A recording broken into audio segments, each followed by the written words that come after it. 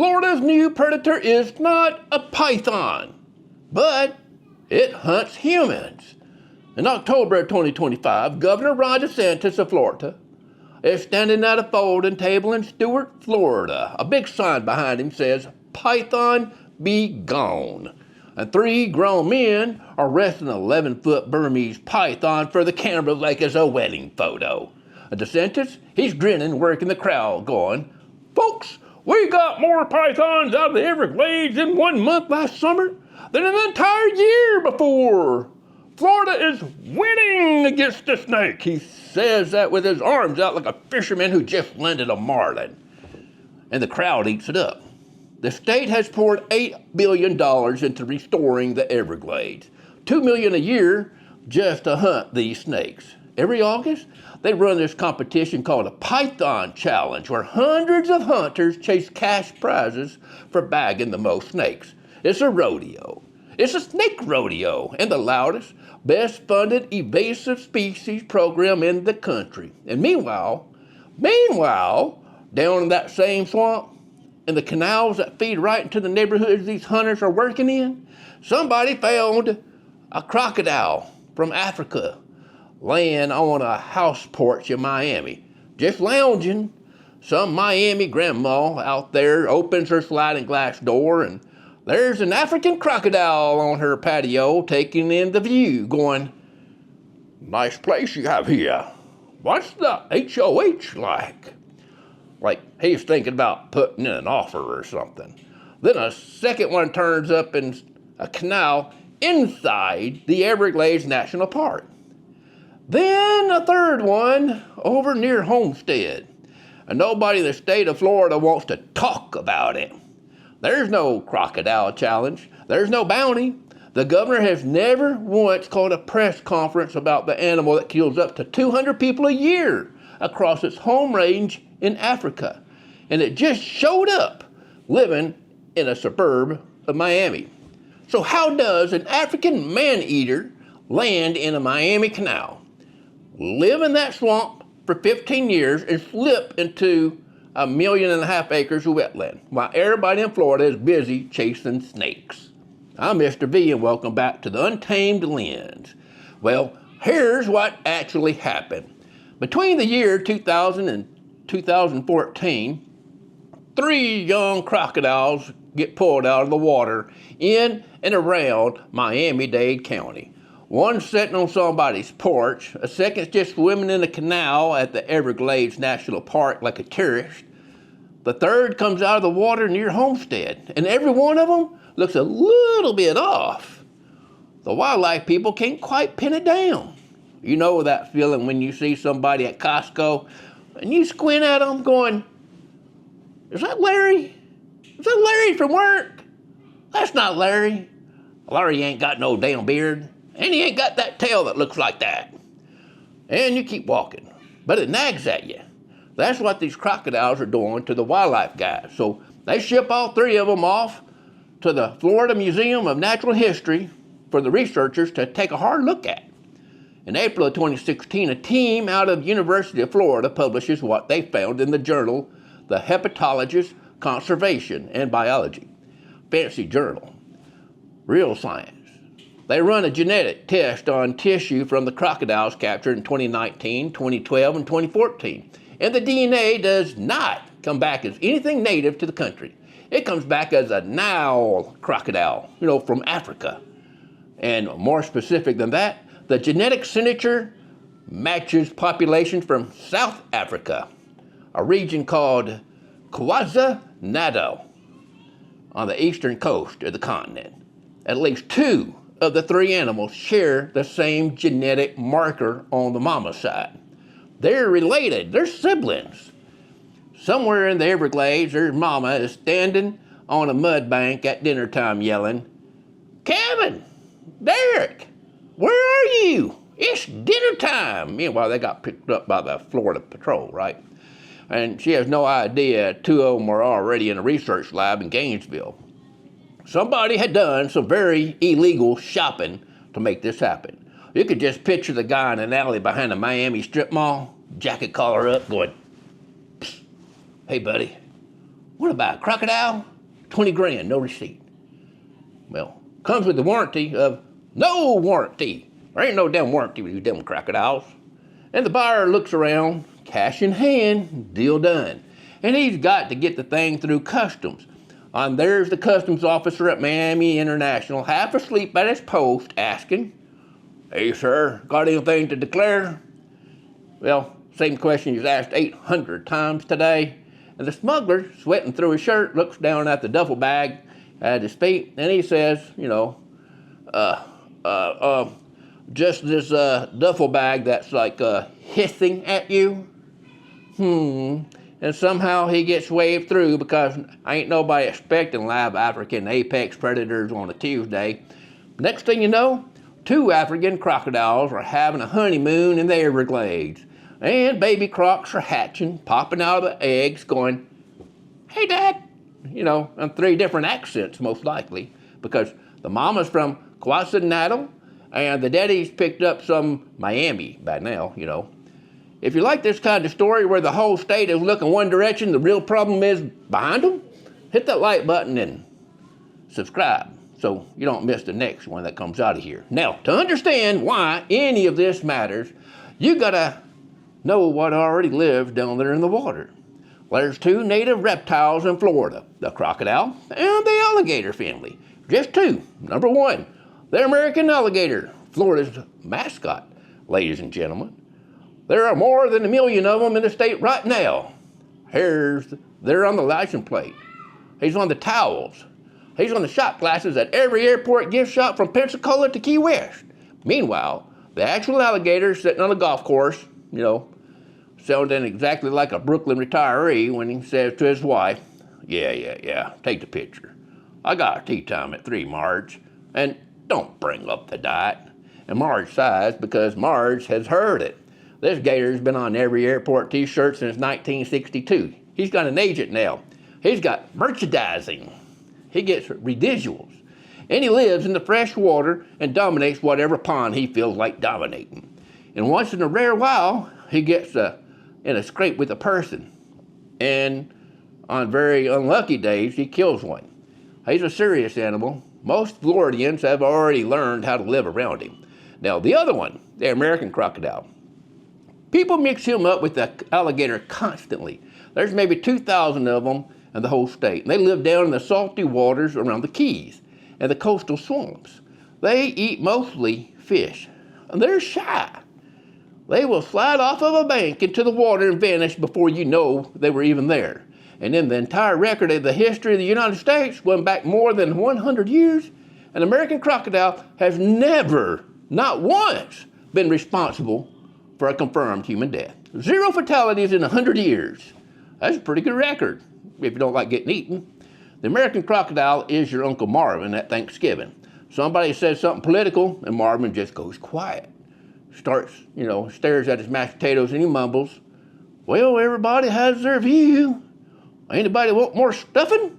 Then the whole table changes the subject. Not because Marvin will not engage. Well, actually it is because Marvin won't engage.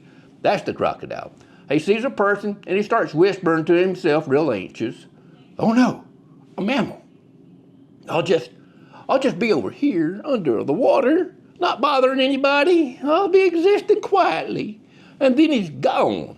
He's not a predator, ladies and gentlemen. He's a licensed therapy with teeth. Now, Florida has this new one, the Nile crocodile. 2nd biggest reptile on the planet, behind only the saltwater crocodile out in Australia. A grown male runs 16 to 18 foot long and weighs upward of 1,600 pounds. That's the length of a full-size pickup truck and the weight of a small car. Back home in Africa, it eats zebras, wildebeest, young hippos, and every year across the parts of Africa where it lives, the species kills up to 200 people. That's the whole difference right there. The American crocodile sees you and immediately starts apologizing, backing into the water. "Oh, a person, so sorry, I'll just, Then there's a splash and he's gone. The Nile crocodile sees you, and he's a Bond villain. Slow and confident, coming out of the water going, Oh, Mr. Bond, I've been expecting you and your legs, especially your legs. And he means every word. One of them is Mr. Rogers with scales, the other one is Hannibal Lecter at SeaWorld, and they look alike. That's the punchline. That's the whole horror movie. Now, the way an animal like that lives in Miami for 15 years without anybody catching on is because the entire state of Florida was already terrified of something else. The Burmese python. It showed up in the Everglades back in the 1990s, took over the swamp and started eating everything with fur on it. Rabbit numbers dropped by 99%. 99%. Raccoons and possums went the same way. The state was throwing every dollar and every wildlife biologist at that snake. And then the governor's press conferences were all pointed in the same direction. So a woman calls the wildlife hotline from Homestead, real Florida lady, real Florida energy. And she says, yeah, so there's like this real big lizard in my canal, and it's kind of got that African vibe, you know what I mean? And she waits for the guy to understand. And the bored guy on the hotline, on his 15th call of the day, just sighs and says, you know how it is, right? Ma'am, that's a gator. Well, then he gets ready to hang up, but she pushes back. Don't hang up on her. No, it's got like a Serengeti energy, she says, because she has seen a National Geographic special and she knows the difference. And he cuts her off sharp. Ma'am, it's a gator. And the case is closed because you cannot find something you have decided does not exist. You know how it is. You're standing in your kitchen at midnight and your wife's screaming at you. The keys are in the freezer, Howard. They're always in the freezer. And Howard just stands there in his robe. And the keys are, in fact, in the freezer. Nobody drove out to look. The state never dropped a boat in the water. You can't find a Nile crocodile in your canal if it never occurs to anybody that a Nile crocodile is what you're supposed to be looking at. And what finally tipped the researchers off was that these animals kept coming in looking wrong. The bony plates that sit under a crocodile's back skin are one of the key things you look for to tell one species from another. The American crocodile's back looks like a driveway your cousin Larry laid. You know Larry. He shows up with a truck and half a plant. And he shrugs and he goes, yeah, that's close enough. I know a guy. We're good. And then he asks you if you want a beer. It's uneven. There's gaps. One plate's somehow sideways. The Nile crocodile's back? That is a driveway laid by Germans. That's a driveway with a laser level. Every plate is in a row. Tile floor, got that perfection there. You can hear the German engineer standing over the crocodile with a clipboard saying, ja, the crocodile must be symmetrical. Point of a crocodile at all. And Larry would never in a million years get involved out of that job site. The pattern didn't really match. And the behavior didn't match either. A Florida wildlife officer coming up to an American crocodile is used to a shy animal that gives ground fast. Now these ones stood right there and held their spot. Nothing about the way they moved matched a native crocodile the officers had ever handled before. Then when the researchers marked one of them, then they turned it loose, and they caught it again 2 years later, they measured the growth rate at about 40 centimeters a year. That's close to 16 inches. That's 28% faster than a Nile crocodile grows in its native Africa. The crocodile immigrated to Florida and just started winning. Back home on the Nile, he was tired all the time, dragging himself by the mud. Be like, I'm working out, it's slow. Wildebeest, those things are stringy out here. Complaining to the other crocs about the local grocery selection, you know. Gets to Miami, lights up a Cuban, like your Cuban uncle who just discovered Costco. Oh, look at these rats. Look at these little dogs on leashes. This is a buffet, Papa. And he loads up his cart, He's up 40 pounds. He opens up a business. His kids are in college. The American dream, ladies and gentlemen, with teeth. And here is where it gets worse. The reason American crocodiles are pinned up in the bottom tip of the Florida and they can't spread north is because of the temperature. They can't handle a real cold snap. In January of 2010, one bad cold snap dropped the mercury in South Florida just enough that the state counted 151 dead American crocodiles in the days after. The alligators came through fine. The native snakes, they came through fine. Just the crocodiles died because they didn't know how to hide from the cold. That cold barrier is the invisible fence keeping crocodiles out of the central and northern Florida. Mother Nature put it there herself, standing at the country line or the county line with her fingers out going, "You stay in Homestead, mister. Do not go to Osceola." And I mean it, she says. And the American crocodile nods and stays put because he is a rule follower. Nile crocodiles come from a wider range of climates, and they handle cold weather better than the American cousins do. And when two crocodile species mix genes, the hybrid often comes out tougher than either parent in one direction or another. Now, the hybrid can handle a Tampa winter, shrugs it off, pulls on a members only jacket and says, it's a little brisk, but I brought a windbreaker, I'm fine. And then he goes north. Just next thing you know, he's in Jacksonville. Then he's in Atlanta. Then he's testifying before Congress, and the Southern senator is leaning into the mic asking something, like, "Mr. Crocodile, do you or do you not have a green card?" And the crocodile takes the fifth, because that's what you do, right? You can't put the fence back up once it's down. Physics don't work backwards. Sorry, Mother Nature. You just got Airbnb'd. Now, think about how you would go about finding one of these things. Everglades National Park by itself covers 1.5 million acres. Once you add in the greater swamp system around it, the number gets a whole lot bigger. You stand out on an airboat somewhere in the middle of it and you look around, and everywhere you look is flat and brown and covered in tall grass. And the water you are sitting on, you cannot see the bottom of it. There are canals or drainage ditches, shaded backwater channels people have not laid eyes on in decades. A 3-foot juvenile crocodile can slip into a spot like that and never surface anywhere a person happens to be looking, which is why nobody ever found the parents. Somewhere in 1.5 million acres of swamp, there are 2 adult African crocodiles that have never been photographed, never been captured, never even been seen once they got away. They're like Bigfoot, only worse, because Bigfoot at least does the courtesy of showing up on shaky video every 15 years. These two, nothing. And they've been down there for 20 years. They got a mortgage, they got a Netflix account, they got kids. You can hear Dad Crocodile in the end of a long day throwing up his claws going, "Brenda, these babies are asking again. Where do they come from? What do I tell them, Brenda?" And Brenda ain't helping. The DNA testing at the University of Florida ruled out every legal source.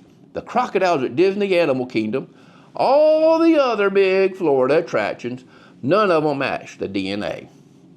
Which means the breeding pair got in through somebody's illegal exotic animal collection. Those 2 adults had babies in the Everglades. 3 of those babies got caught. Florida Fish and Wildlife has no idea how many other grandkids there are. Could be 6, could be 600. That is not a data set, ladies and gentlemen. That is a hostile situation, which brings us back around to that governor and that folding table and that Python be gone sign in Stewart last October. The entire state of Florida has organized itself around a snake. The Python Challenge draws almost 1,000 hunters from 30 states every summer, and the state cuts a check for millions of dollars a year to hunt the snakes down.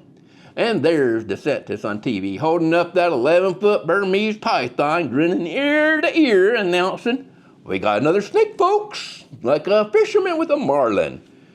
Thumbs up, cameras flashing, and 20 miles away, there's an African crocodile sunbathing on a pool float in a Miami backyard, sipping through a straw, calling out to the poolside waiter, are they still doing that snake thing? Beautiful, beautiful, Manuel.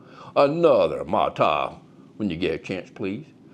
And Manuel brings the mata because Manuel does not ask questions. The animal did not hide.